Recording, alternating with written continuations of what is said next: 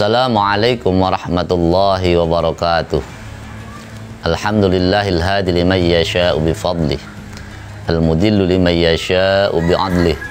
Wassalatu wassalamu ala man la nabiyya min ba'dih, sayyidina wa maulana Muhammadin sallallahu alaihi wasallam wa ala alihi wa sahbihi alladzina asu fi ashrih al-mu'minina bihi ba'da nubuwatih.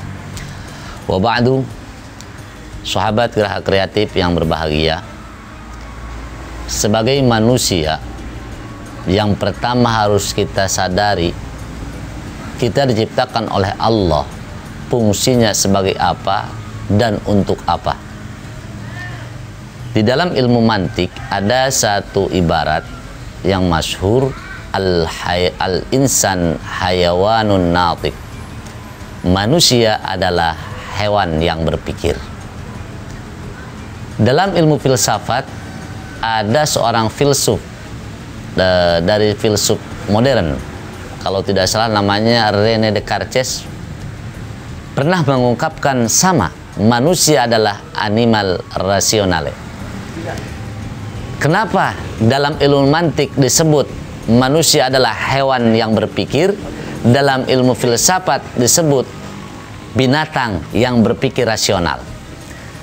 Karena secara sifat dasar manusia dan hewan sangat mirip.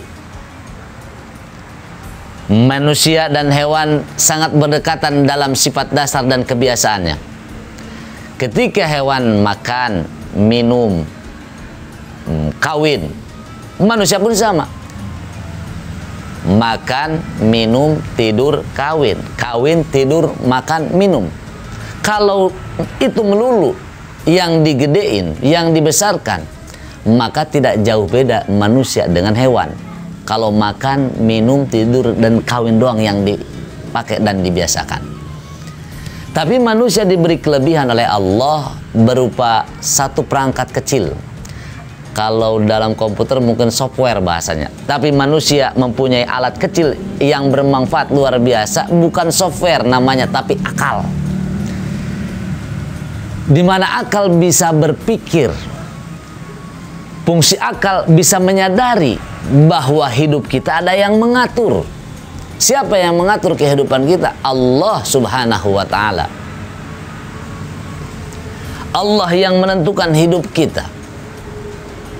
Ketika menggunakan akal dengan baik, bisa sadar kita wajib dan harus patuh dan tunduk terhadap Allah. Makanya ada dalam istilah la dina liman la aklalah. Tidak ada agama, artinya tidak berlaku hukum agama untuk orang yang tidak mempunyai akal.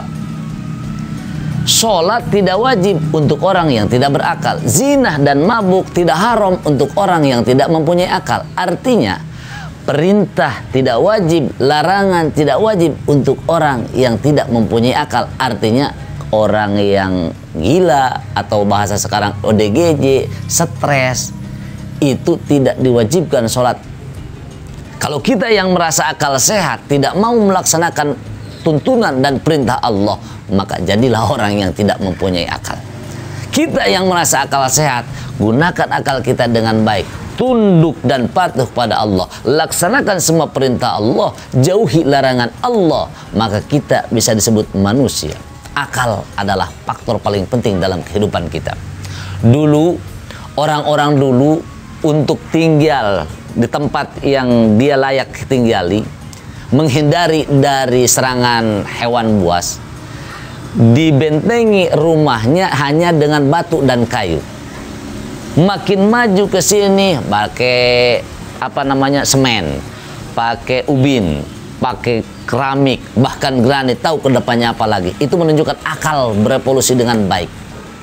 Dulu supaya hewan buas tidak masuk, dibentengi, dijaga. Sekarang kita bisa lihat hewan buas kemana? Keragunan. Dianya yang dijagain, yang dipagar. Bahkan ada yang lebih canggih di safari itu, kalau kita masuk ke mobil, kitanya yang dikurungin, hewannya yang di luar. Hasil akal.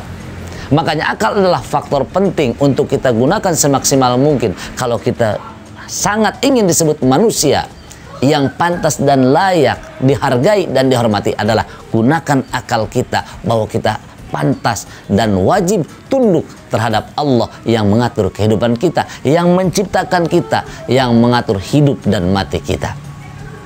Sekian dan terima kasih. Assalamualaikum warahmatullahi wabarakatuh.